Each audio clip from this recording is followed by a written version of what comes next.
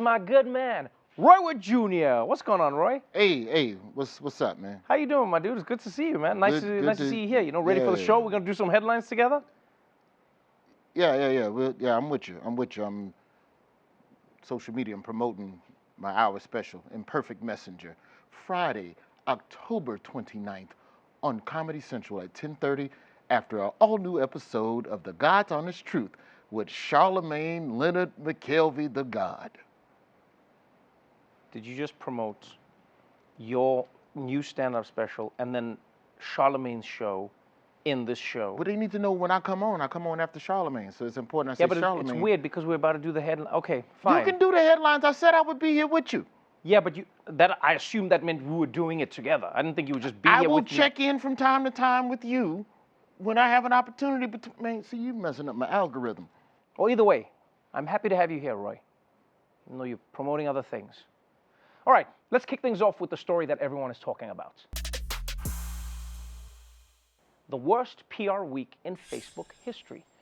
This week is so bad for Facebook that Mark Zuckerberg was like, Facebook? No, that's not me. That was started by the Winklevi. And by now, you've probably heard about the whistleblower who smuggled a bunch of documents out of Facebook. Well, it turns out that was only the beginning. For the past few weeks, nearly 24 major media outlets have been secretly working together to mine these documents for new stories. And now, the shit has finally hit the Facebook fan page. The Washington Post reports that starting in 2017, Facebook's algorithm was programmed to put higher value on emojis like the angry face. They gave an angry response 5 times more value than content that got likes on the newsfeed.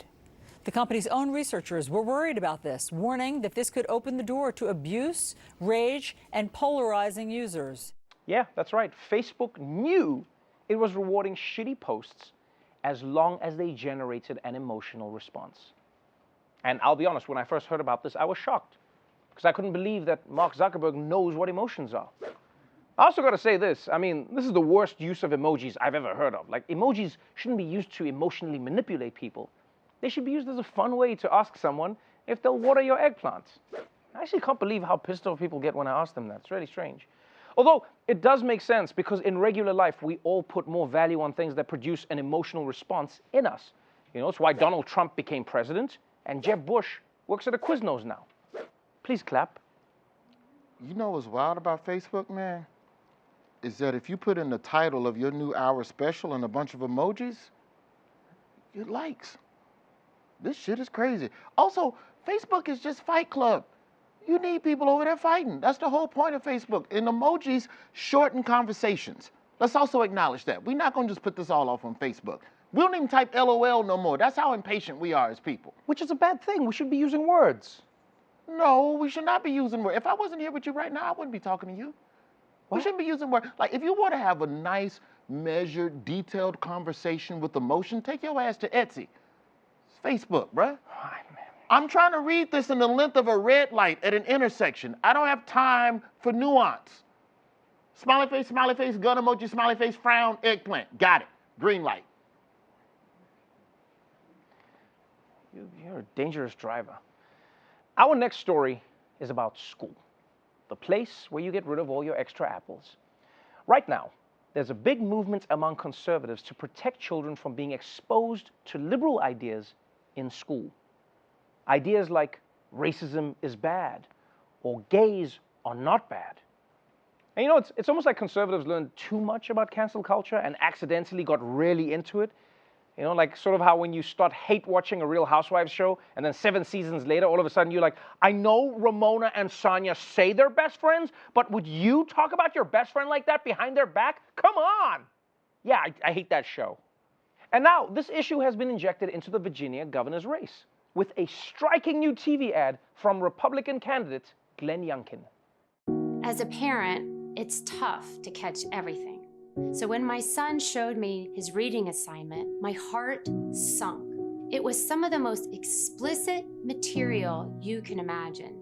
I met with lawmakers. They couldn't believe what I was showing them. Their faces turned bright red with embarrassment. They passed bills requiring schools to notify parents when explicit content was assigned. I was so grateful. But then Governor Terry McAuliffe vetoed it twice. He doesn't think parents should have a say. He said that. He shut us out. Whoa. What were these kids reading? Was this first grader reading 50 Shades of Grey? Was this like a little coloring in book of dick pics? No. It turns out it was actually the Pulitzer Prize winning Toni Morrison novel, Beloved. And also, it wasn't a young kid, it was a high school senior in an AP English class. And I'm sorry, guys, but any parent who thinks their 17-year-old son's school assignment is too explicit, they need to check out his browser history, because trust me, he can handle it. And this shows you that the real dangerous ideology in America isn't conservatism or liberalism, it's helicopter parenting. I mean, an AP class is basically a college course.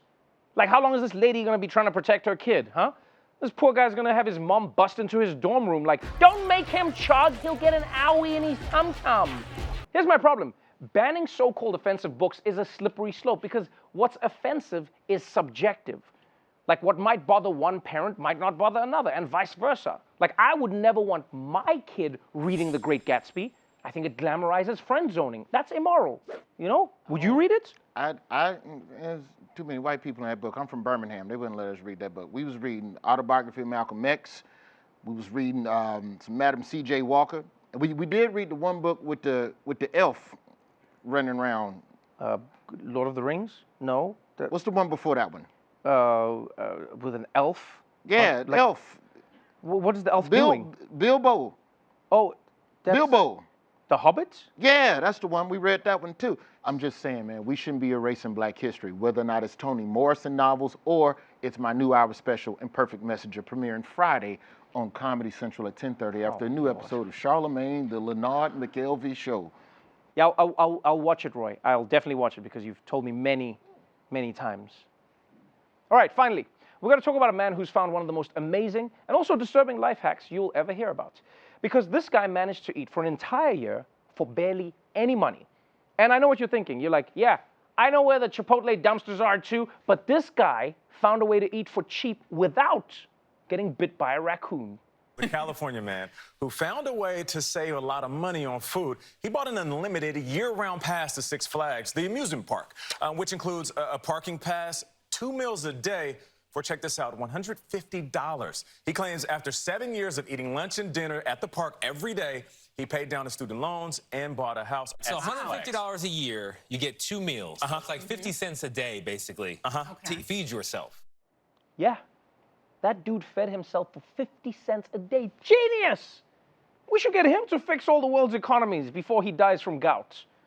I mean, right now, the Democrats are struggling to figure out how to pay for health care. This guy would solve it. He'd probably just come in and be like, all you gotta do is go to the first day tent at Six Flags and tell them the roller coaster gave you lupus.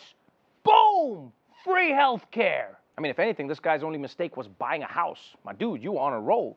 Why buy a house when you can just crash in the fun house instead? The mirrors make the place feel roomier and stretchier. And by the way, how are amusement parks both the cheapest and most expensive places on earth? Like, eat for a year, $150. A mouse pad with a picture of you on a roller coaster, $3,000. No in between. But I will say, man, props to this guy for gaming the system. You know, this is the kind of shit you could only get away with at Six Flags. You know, because they're a chilled amusement park. If you tried this at Disney, oh man, Mickey wouldn't mess around. He'd have you hanging by your thumbs in that castle dungeon. Whoa, okay, asshole. You got your free food. Now you're gonna get a free beatdown. Oh. My issue with this Six Flags, man, is that he kept going to the park alone, you know, every trip. What's wrong with that? And that's creepy. You can't just keep going to an amusement park by yourself. It just don't look right. I used to go to Chuck E. Cheese by myself on the road because I like video games and I couldn't figure out how to, like, you know, the hotel TVs, you can't hook up the PlayStation. So you would go to Chuck E. Cheese by yourself? Yes, and then I had to stop. As a grown man? And I had to stop because people look at you. That's why they built Dave & Buster's. Dave & Buster's is for grown folks who want to play video games alone without being labeled as something that they aren't. I get it. Have you been on the Six Flags website? I'm on the Six Flags website. They got good food. Like you think like an amusement park is just like high school concession stand food. Bruh, they got pizza and barbecue, Asian fusion. They got footage of my new hour special. Oh, Jesus. Imperfect Messenger. Premiering Friday at 10:30 on Comedy Central. Oh, no Charlemagne this time. Well, no, I already gave him 2 shout-outs.